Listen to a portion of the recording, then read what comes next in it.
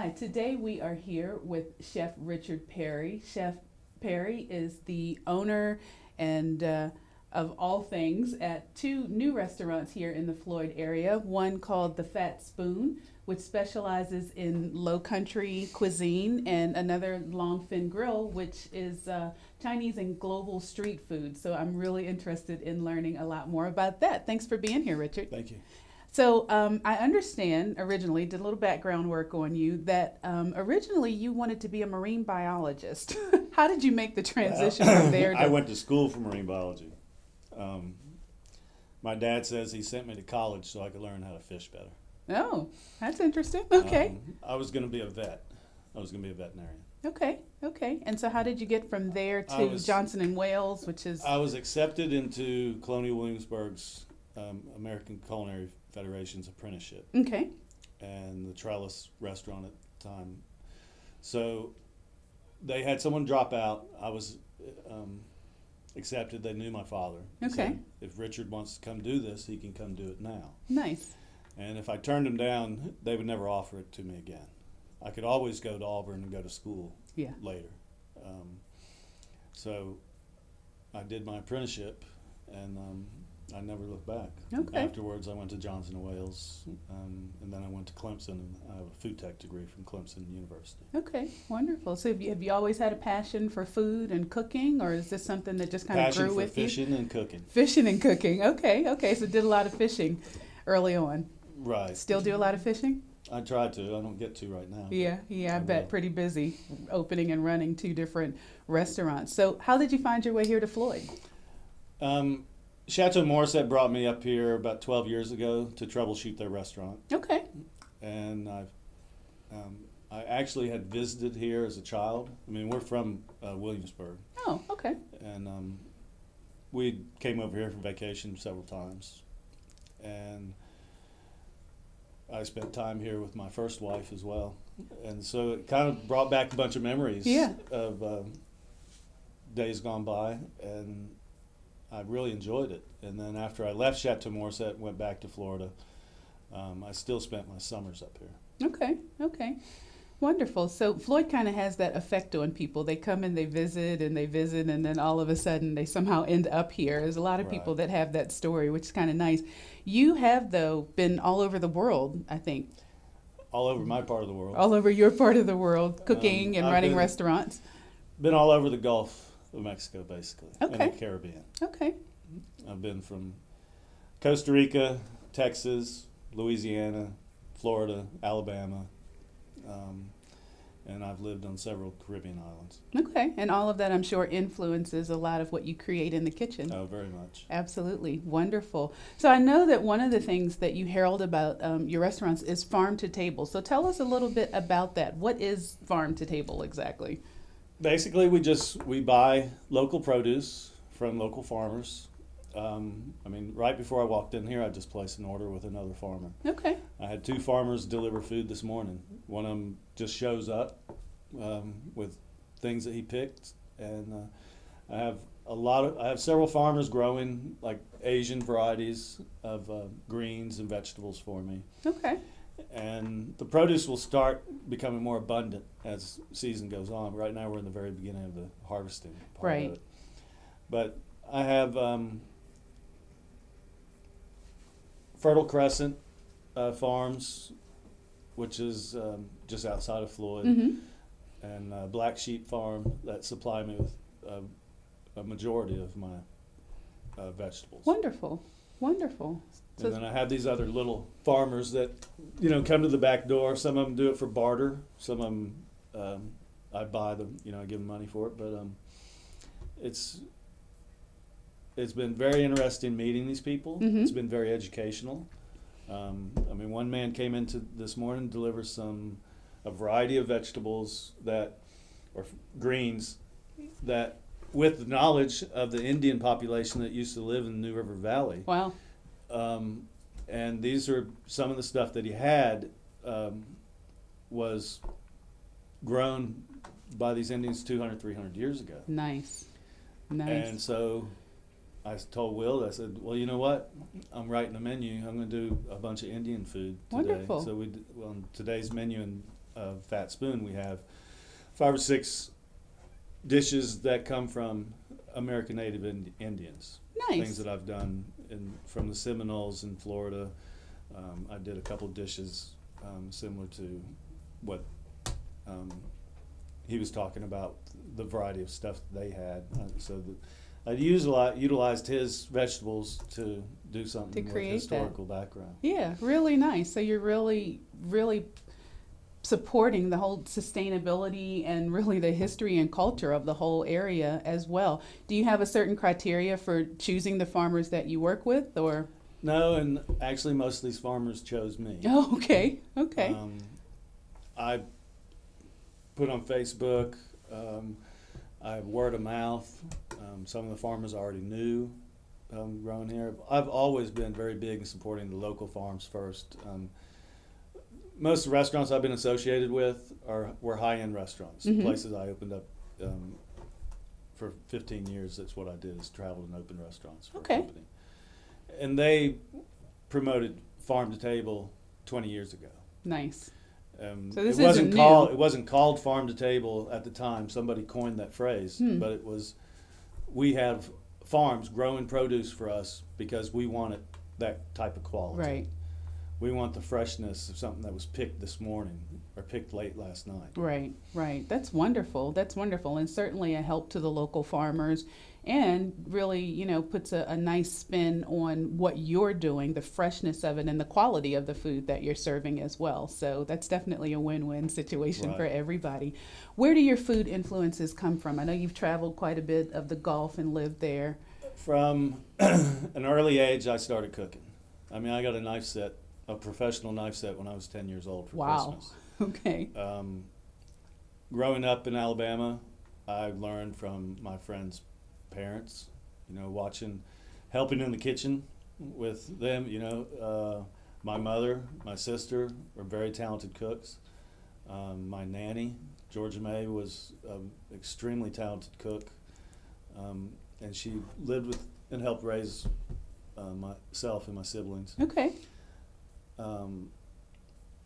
As well as just traveling and being exposed to a lot of chefs. Yeah. Every time I moved to a new town to open a restaurant, the caliber of the restaurants I'm associated with draw other well-known chefs of the area. Okay. So you form this camaraderie. People are interested in you. You're interested in them.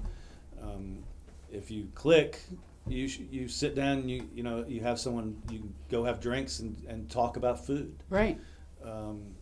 You know, I have a plethora of wonderful people in my life, professional cooks and non-professional cooks in the towns that I've lived in, like New Orleans and Charleston. Good food comes out of there. Yeah, everybody knows how. You're born knowing how to cook in Charleston. Yes, indeed. Yes, indeed. So food, certainly, and as you've attested to, is a medium for good relationships and good friendships all over. It is a common language all over the world, I think. What are your thoughts about the connection between food and wellness, food and health? Well, there's the obvious, you know, healthy food, a healthy diet. I can't really say I'm a practitioner in the sense that I do eat, I guess I eat healthy food. Mm-hmm. I don't, you know, necessarily eat fast food and stuff. I cook most of my meals. When I do go out to eat, I go to, you know, quality type restaurants. Okay. But food is a way of bringing people together. It makes people happy. Yeah. You know, the saying, the quickest way to someone's heart is through their stomach. Through their stomach, absolutely. That's always been a big, big part of my life and my family's life. We were always exposed to great food. It didn't have to be expensive food or fancy dining. It just had to be good food. Yeah. You know, my parents tried to teach us culture, and along with that came dining out. I mean, if we went to Atlanta to go see an opera, you know, if they drug me to Atlanta to see an opera. It also meant that we were going out and eat and being exposed to local restaurants, Right. and places that my dad would research and find what restaurants that we want to go eat at, and it made us a very close family. Yeah, These trips that we took frequently, absolutely. and going to the Gulf for summer vacation was always the big part of it, was eating at this restaurant and eating at this restaurant, and going to the seafood store and buying lots of seafood and bringing it home, and all of us preparing it together in the kitchen. Yeah, some of the best memories, and I'm sure the audience out there knows, some of the best memories are made around a table and in the kitchen. There's so much love that happens there. So tell me what's on the horizon for you. You've got these 2 new restaurants that have just opened. I think you do a little bit of catering. What's happening? We do a lot of catering. A lot of catering. Okay, and the name of your catering business Classic is Caterers. Classic Caterers. Okay, and again, you've got the Longfin Grill and the Fat Spoon. Right. And those 2 restaurants are located here in Floyd. If people want to find you, come in and dine, how can they find you? Where are you located? We're about a half a mile south on 221 from the stoplight. Okay, and everything in Cross- Floyd's relative to yeah. the stoplight. So Cross Creek Complex is the old textile mill. It's a big brick building. It's warehouses and storefronts, and we're across from West End gas station. okay, wonderful. And do you have a website where people can go and find It's- information? fatspoonva.com Okay. and longfingrill.com. Very good. So, if you're looking for some really good low country southern food, you want to hit up the Fat Spoon. And if you want some nice global street food, which I've had and I can attest to is really good, you definitely want to check out Longfin Grill. We'll get you that information on how you can contact them, and I'm sure there are hours and menus that get posted out there. And definitely go and check it out. Richard, thank you so much for joining us, and I'm looking forward to my next meal at your restaurant. Thank you.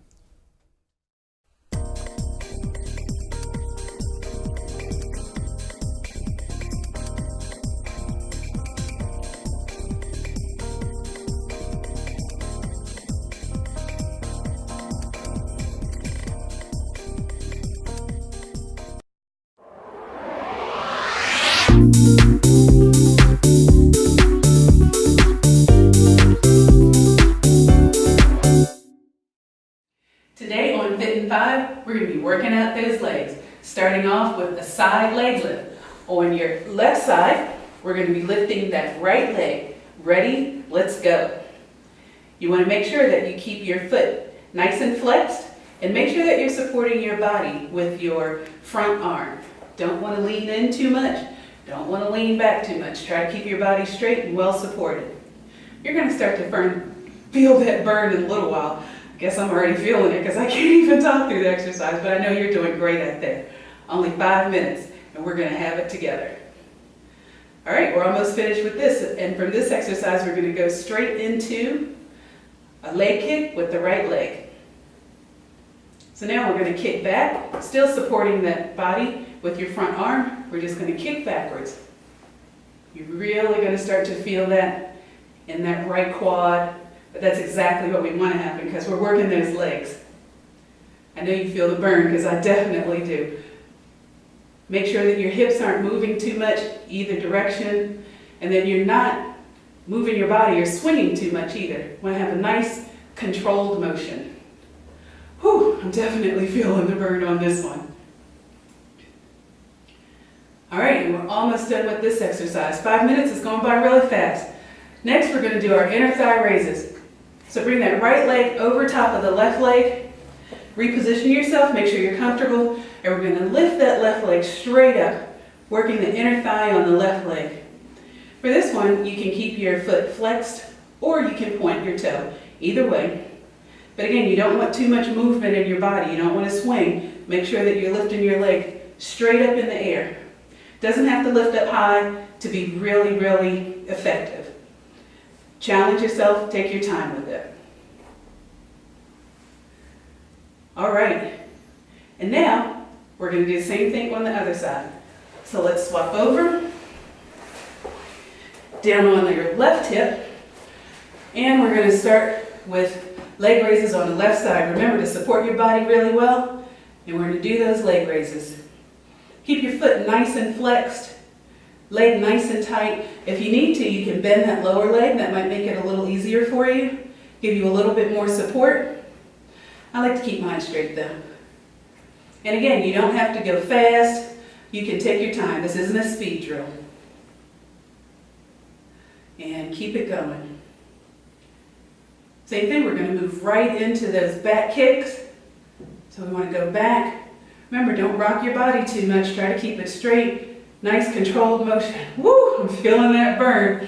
I don't know about you, but this is going to be a good 5-minute workout. And everybody's got 5 minutes. 5 minutes of Facebook time, 5 minutes of commercial time in between your favorite TV show. Nice controlled kickback. Feel that burn. That means you're really working those muscles. All right, we're going to go to inner leg thigh lifts now. So you're going to take that left leg, bring it over the right leg, just above the knee. Reposition and support yourself again. And we're going to lift that right leg up, working the inner thigh again. Remember, you don't have to lift it too high. You don't have to go too fast. This isn't a speed drill. You're going to be doing this a lot, so you can challenge yourself. Maybe right now you can only do one and have to take a break. That's okay. There's no rules. Just want to keep it going. Really work that inner thigh. It's amazing what you can accomplish in 5 minutes. All right. Now we're going to do hamstring curls. I want you to roll over on your stomach, support yourself with your elbows.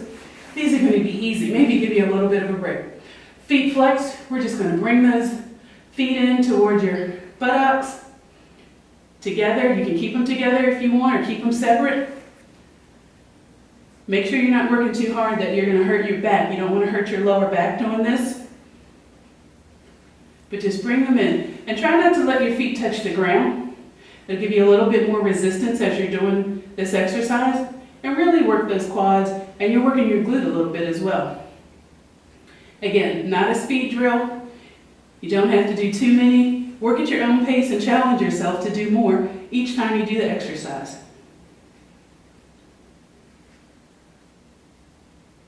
All right, we're going to transition to our next exercise, which is quad lifts. So I want you to roll back over. We're going to sit up. Legs straight out in front of you. You want to have your hands behind you. Either way is fine. I want my fingers pointing backwards. And you're going to make sure that you flex your feet for this one. And one leg at a time, you're going to alternate and just lift straight up and straight down again. Again, you don't have to lift too high. If you can only get this high, that's fine. There's no rules or regulations. The idea is to get moving and get working out. And you want to make sure that the movement is controlled. You don't want to let it up and just drop it. Make sure that you control it. Also make sure that your back stays straight. You don't want to do this. All right, we would definitely feel it right in here, working those quadriceps, working those hip flexors, really working those muscles. We're almost there. This is the best 5 minutes of your day. I know it has been for me. And we're done with that one. 2 more exercises. So we're going to stand up this time. And we're going to be doing static lunges. Right leg first, so you're going to put your right leg straight out in front of you.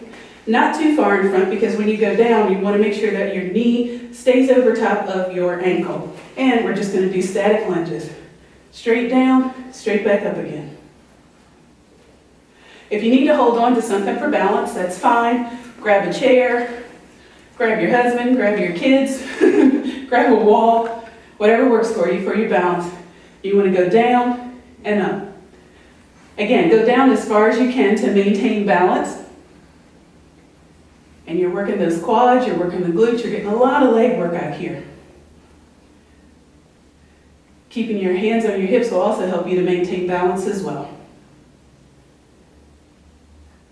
All right, coming up on our last exercise, we're just going to turn sides, do the same thing on the left side. Again, we're going to put our leg out in front of us, left leg out in front, not too far out because we don't want that knee going beyond the ankle. And we're going right back to static lunges again. Down and up. Anytime you're exercising, make sure that you're breathing, because that's really, really important. Keep your balance. Again, if you've got to hold on to something, find a chair, or if you've got to get next to a wall to do this until you get stronger and can maintain your balance, that's fine. Try to keep your hips facing forward as well, and make sure that you keep your body straight. You don't want to lean forward or lean back. Really work on keeping good balance and good posture when you exercise, because you don't want to hurt yourself. And we're just about done. A couple more. Come on up and turn to the front. You just got fit in 5.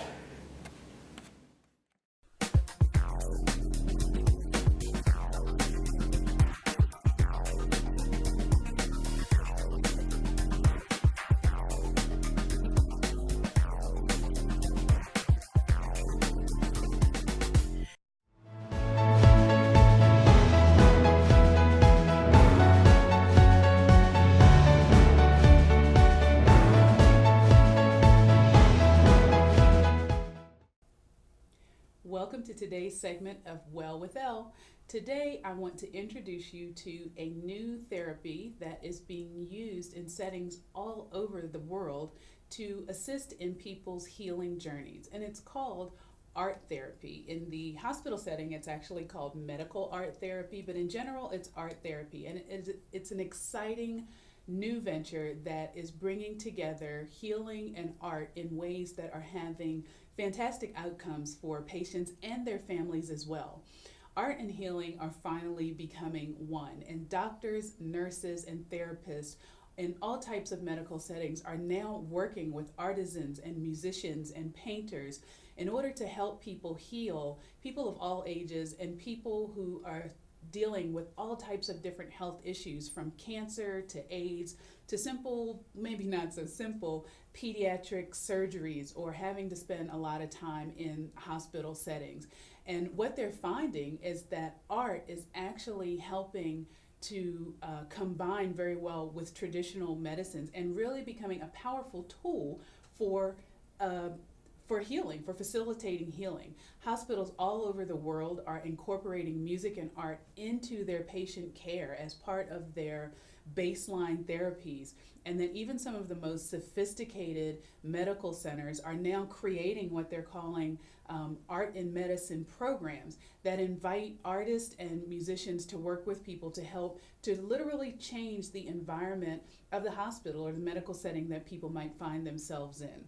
So just what is this art in therapy or medical art therapy? Well, what it does is it provides a structure in which patients and their families, so this is really all inclusive in the way that it works, patients and their families can have a forum to openly express and begin to really work through some of the issues surrounding their hospitalizations or their long-term care or the health issues that they're dealing with. And through these guided efforts, patients and their families are able to explore in ways that go beyond language, able to explore life changes and healing beyond the constructs of just having to talk through it. They're able to paint, they're able to collage, they're able to journal and really begin to express themselves in a very different way.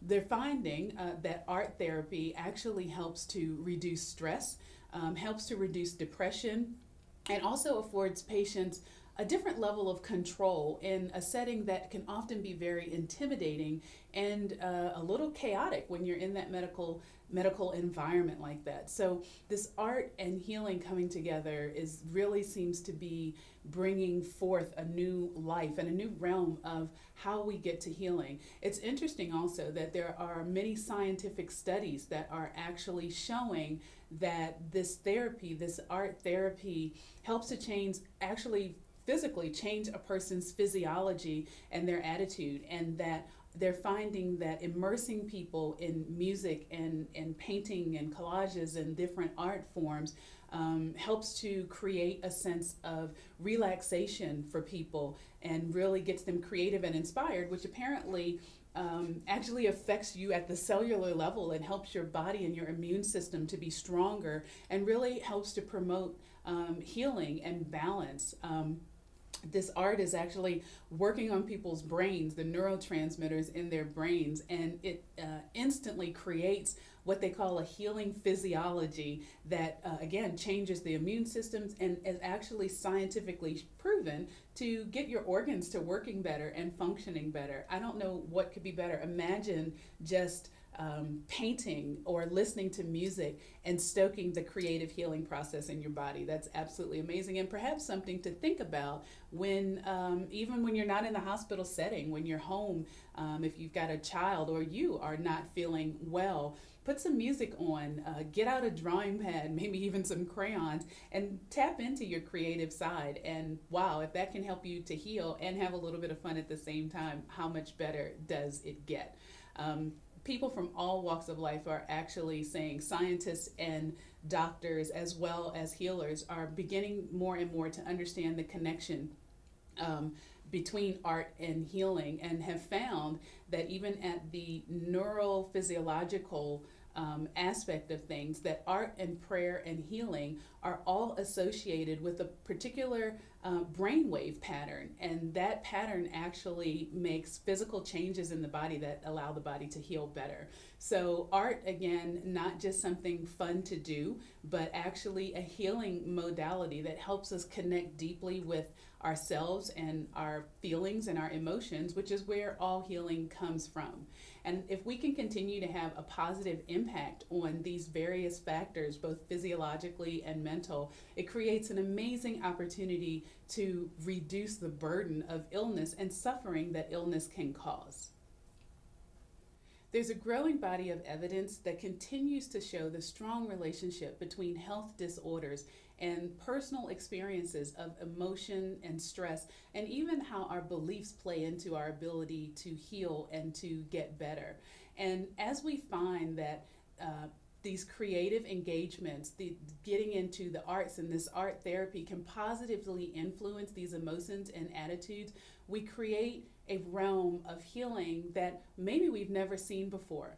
As medicine and art continue to identify ways to work together, a whole new way of healing and making art is coming together and is being born that will greatly improve our lives. So the next time you're not feeling well, or maybe someone else isn't feeling too well, maybe you're just having a down day, go out, get yourself some art tools, maybe a painting set, or hey, even some crayons or sidewalk chalk, and see if that doesn't make you feel better.